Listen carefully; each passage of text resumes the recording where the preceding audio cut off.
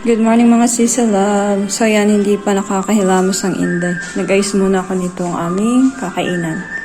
So pupunta ngayon yung anak niya. Yung anak niyang pangalawa at panganay. Kasama yung pamilya. So yan, inayos namin to ni Ima.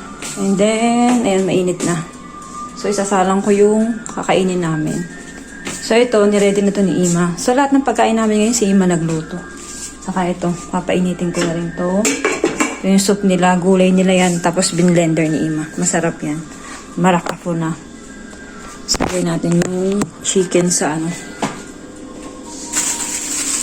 Ito oh. Binalot niya ng chicken. Iluluto sa oven. So yan, mainit na yung oven. Lagyan natin sa oven.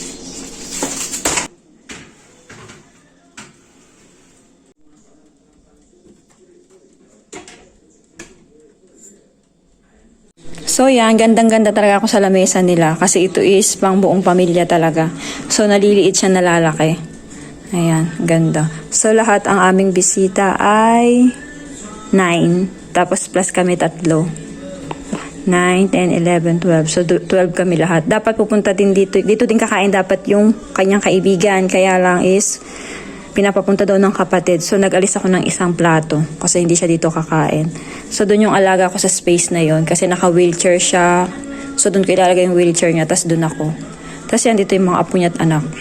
Sabay-sabay kami ditong nakain.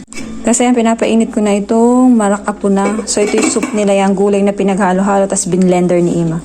Tapos, magluluto din ako ng lumpia. Ito yung ginawa kong lumpia. So, ngayon namin, lulutuin ko ngayon. Tapos, kakainin namin. Ganun lang. Yun yung ambag ko ito. Naluto ni Ima. Marami pa dun pagkain sa rep. Mamaya ako ayusin ko mamaya. Yun lang. Kagsameyak Israel.